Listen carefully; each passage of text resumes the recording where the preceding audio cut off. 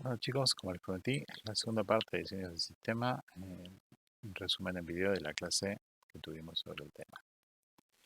Les recuerdo que estos resúmenes en video se van a centrar más que nada en comentarios a nivel de teoría. ¿Sí? Pueden encontrar los ejemplos dentro de en la página de aulas de cada uno de los patrones y además pueden, siempre los refiero a la página, que es una página que me parece genial como explica el tema de patrones, que es la página de Refactoring Guru. Pero bueno, veamos, nos había quedado en el tintero entonces los tipos de patrones de comportamiento. ¿Y qué son en definitiva los patrones de comportamiento? Los patrones de comportamiento permiten básicamente manejar la comunicación entre clases y asignar las responsabilidades, es decir, qué es lo que va a encargarse cada una de esas clases. Esa es la idea en general de los patrones de comportamiento y como ustedes pueden ver, de hecho, tenemos mucho más variaciones de patrones de comportamiento. De hecho, hay una que no entró en el listado, que es Visitor, pero la vamos a ver eventualmente también en los slides. Pero en definitiva son cadena de responsabilidad, comando, iterador, mediador, momento, observador, estado, estrategia, método de template y visitor. Así que es la que no entró. Vamos a ver entonces, empezando con cadena de responsabilidad, donde en definitiva lo que hacemos en una cadena de responsabilidad es definir clases que van a funcionar como mensajeros, ¿sí? Cada una de estas clases básicamente tiene la responsabilidad de manejar los mensajes o las solicitudes que va recibiendo de la clase anterior y básicamente decide si va a procesarlo y qué es lo que va a pasar a la clase subsiguiente. Este tipo de patrón es bastante útil cuando yo tengo que hacer una ejecución de un proceso que tiene que seguir una secuencia y un orden preciso. Entonces los mensajeros van manejando el flujo de datos de uno al otro de tal manera que puedo efectivamente llegar al proceso final. ¿Sí? Esto, por ejemplo, si yo tengo un sistema de pedidos que voy manejando, puedo ver de si una clase recibe un pedido, si se autoriza o no, si se hacen verificaciones de tal manera, entonces secuencialmente puedo ir manejándolo. Esa es básicamente la idea de para qué se usa este tipo de patrón.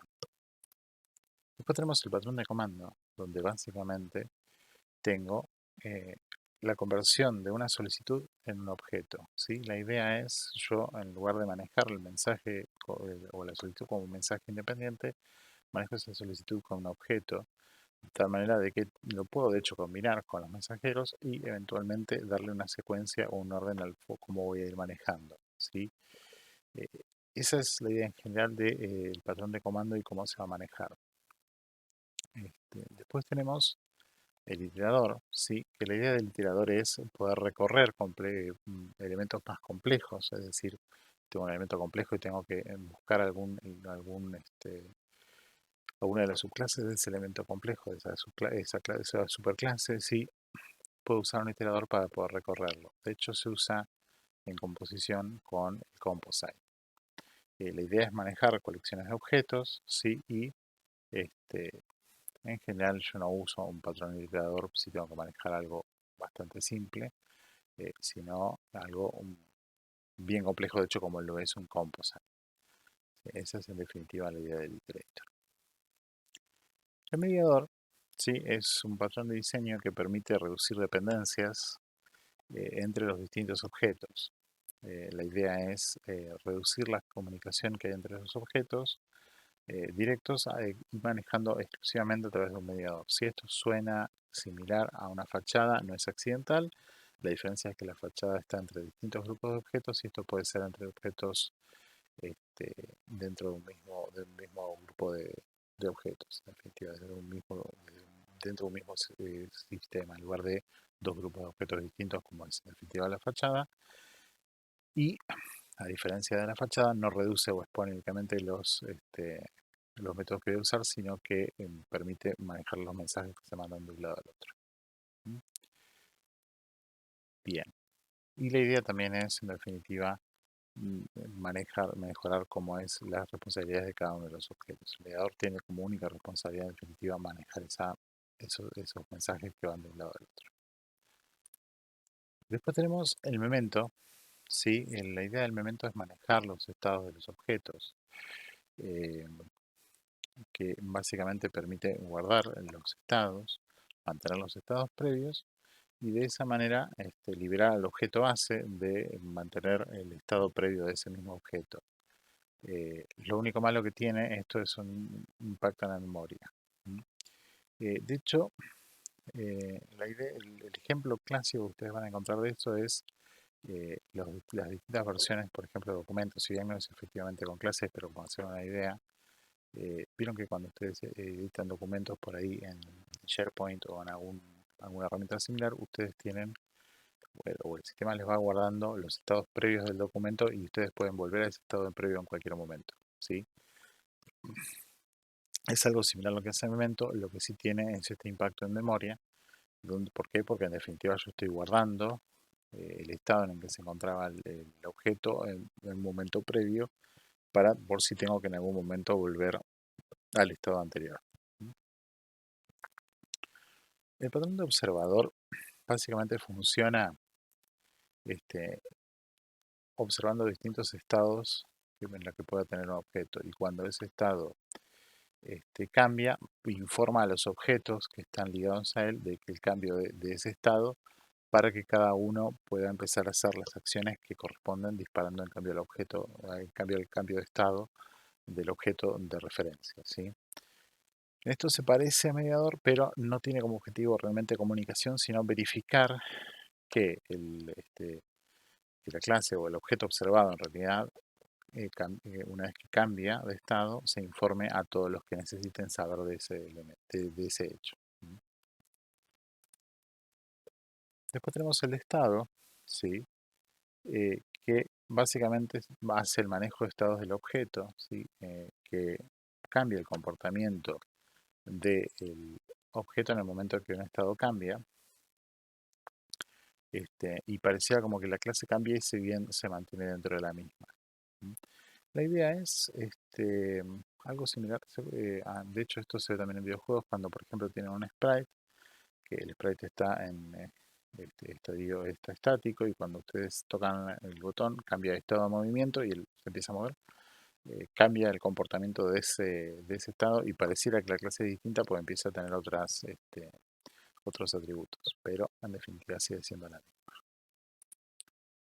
El siguiente patrón es el patrón de estrategia, que básicamente la idea es separar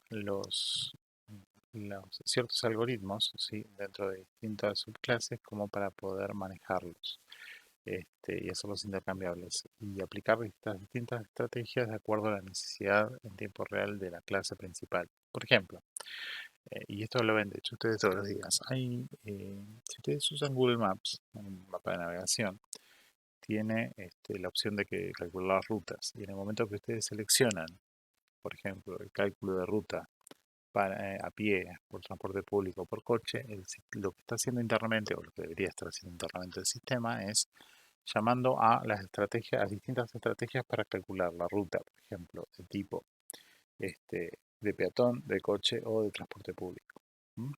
Eh, en líneas generales, esto lo que permite es que sea mucho más flexible el código, y también es solo recomendable cuando tengo que manejar muchos algoritmos al mismo tiempo. En definitiva, ese es el uso del patrón de estrategia. El siguiente es el patrón de template, ¿sí? Y la idea del patrón de template es básicamente cuando yo tengo pasos comunes, genero esta superclase de algoritmos, y las clases hijas, porque de hecho uso herencia, van a sobreescribir sobre los pasos que tienen que cambiar. De hecho, esto también es bastante común en el mundo de videojuegos, sobre todo para comportamiento de ciertos NPCs o personajes. Es básicamente la idea del método template. Finalmente, el método visitor, esto también es un patrón que separa ciertos algoritmos, ¿sí?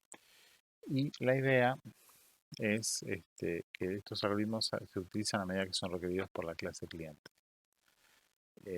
Se puede integrar con Composite, ¿sí? Y la idea es extender la funcionalidad a través del uso del visitor, ¿sí? Y acá está la diferencia por ahí con lo que es Strategy, que en realidad en Strategy también separo los algoritmos, pero estos los uso a medida que los voy necesitando. Acá es básicamente los voy los uso para extender funcionalidad. ¿No? Bien, hablemos un poquito de principios de diseño de software, que era también una de las cosas que vimos.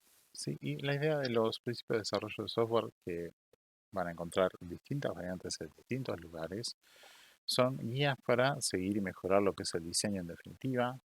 De vuelta, son guías, no son absolutas, y se pueden aplicar de acuerdo al uso que se le va a dar a la aplicación que está generando o al código que se está generando.